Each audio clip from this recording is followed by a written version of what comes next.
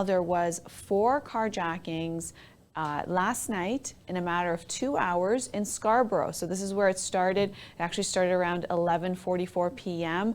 Where the first reported case was at McLeavin Avenue and Greenspire Road. Essentially, the victim was in a driveway beside the vehicle when a man approached with a gun and demanded the vehicle.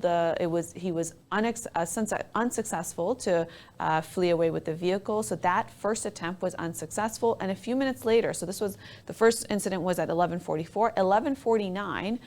Just about 5 minutes later, in a short distance away at Morningside Avenue and Shepherd Avenue East, the victim was inside the vehicle in a driveway, and the suspect approached with a gun, demanded the vehicle, and was successful in seizing the vehicle and driving away.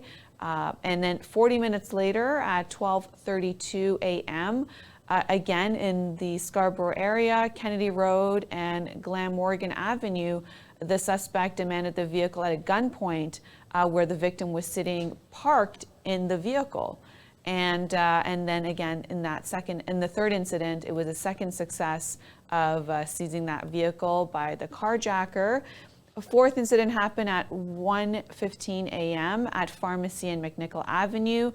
There, the victim was in a driveway when the suspect approached, again with a firearm and demanding the vehicle. In this situation, the suspect was not successful. So in the 4 attempts, 2 were successful, 2 were not. The police think that these are all connected.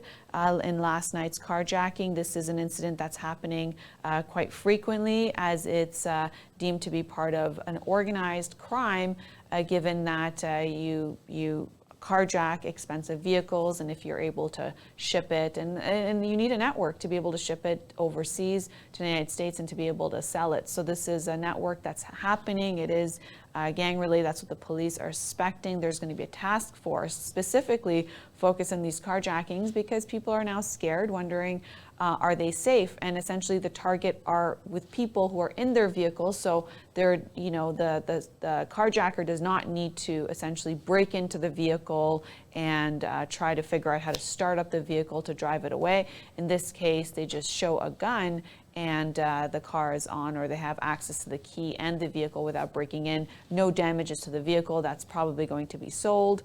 And that's what's happening right now. And so people are wondering what to do. Does that mean you don't go out? Well, that was something they told us not to do during COVID. They said stay home because you're going to spread it. But I don't think that's the solution to everything in life, that you just simply don't go anywhere.